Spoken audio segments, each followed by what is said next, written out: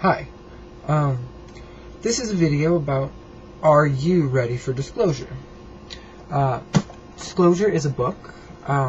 It's about, it's actually called The Disclosure Project, but the book is just called Disclosure. If you go to the disclosureproject.com, I think it is, just Google it, Disclosure Project. You'll find, well, most of this information, it's a big book, pretty big book anyway.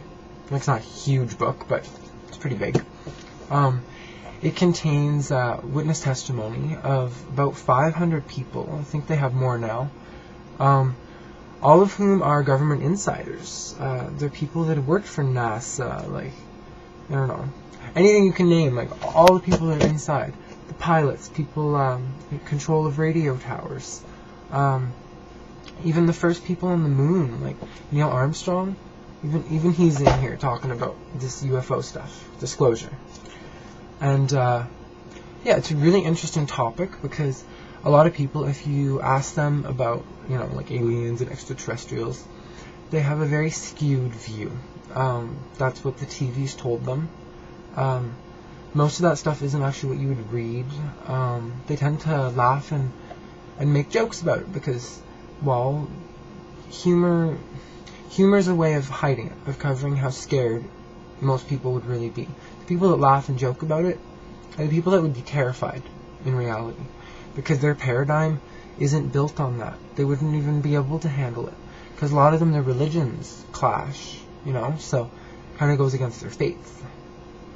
But yeah, the Disclosure Project is a really important book because not only are there so many people, but they're all people that are very credible. They're very credible people because they're not just your average Joe. They're not your farmer, like some hick from Texas or whatever. No offense, people from Texas. I just mean, yeah, I'll probably edit that out. But no offense to any of the people that have seen this kind of stuff, because I'm not saying that you're sounding like a hick if you see this kind of stuff. I'm just saying that now there are actually people from NASA and from any of the agencies, whatever, and they're all coming forward about it, and they're not perky about it. They're not happy about it because it's information that is being suppressed. Okay, but there's tons of government documents to prove. Not necessarily that there's grays, you know, with the huge head and all that. Like, we're not going that deep. But just the fact that they're seeing something, huge balls of light that they don't know what they are.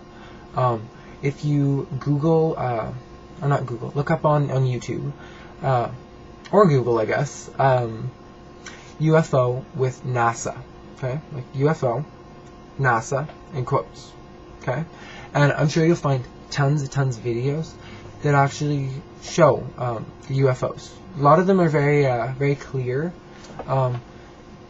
Have stamps showing the date, time, and everything when these videos were taken.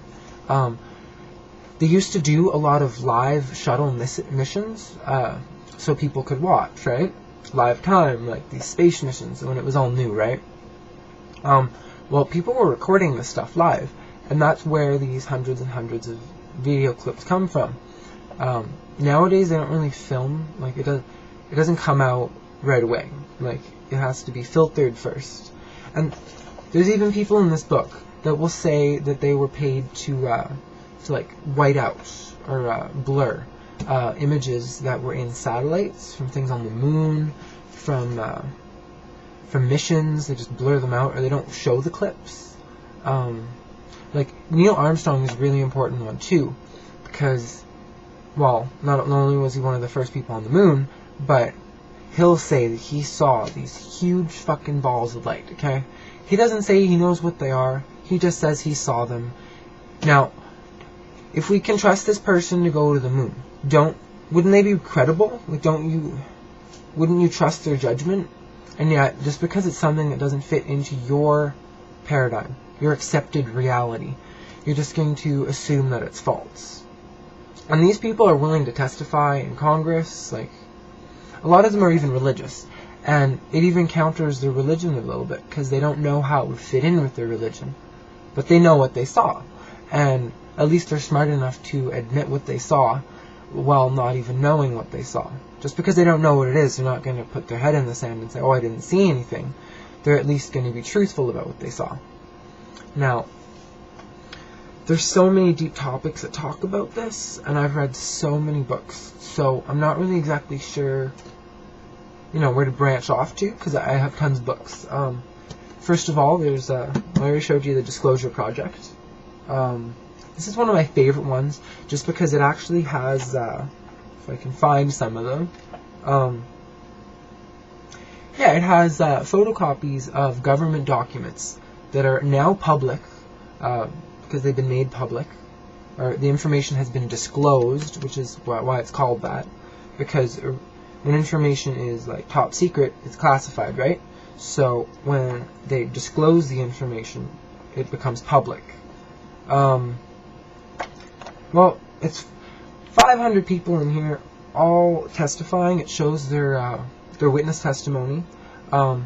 If you look it up on YouTube, I'm sure you could even find. I found the video on there, so if I can find it on there, you can find it on there.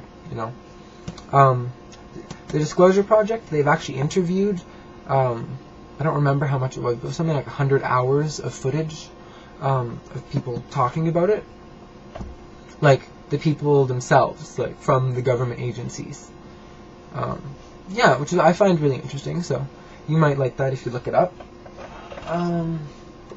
Here's another book that I have. It's called Strange Skies, and it's pilot encounters with UFOs. So this is all just pilots, and a lot of them have had close encounters, like almost crashing in with some of these things. They follow them. Any encounter that seems to be any closer than that seems to be a little foggy. For some reason, people tend to not remember. But that'll be another video, because that's way deeper than what this video is about.